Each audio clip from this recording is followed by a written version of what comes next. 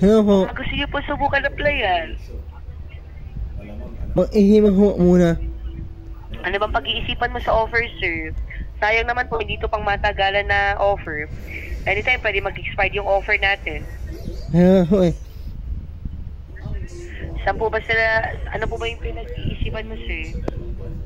Mga mahiraman umayat, monthly. Mahirap yung bayad monthly? Oho. Magkano po ba sana yung monthly na kaya po nila, sir? Pwede kitang hanapan. Bababa nga lang po yung offer natin. Magkano po ba sana?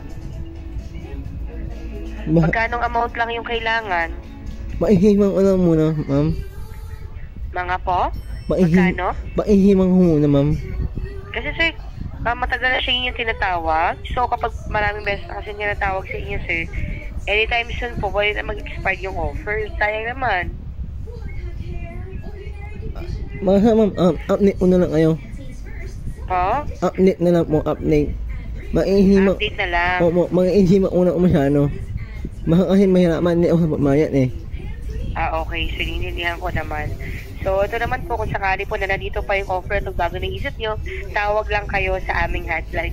Download lang din po kayo ng Home Credit app para updated na lamang po kayo sa mga offer, ha? Hey ho, ma'am. Thank you mo. May offer din kayo product loans kung sakali mas interesado kayo sa item.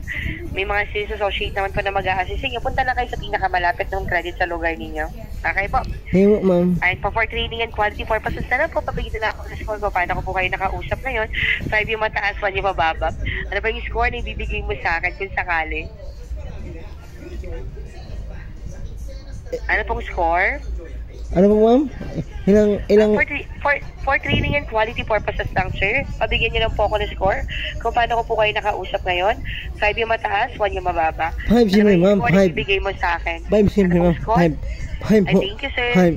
Pakiparas na lang po ng score na binigay mo. Ita-transfer na kita, sir, ha? Hey mo. Thank you mo, ma'am. Salamat. Salamat po.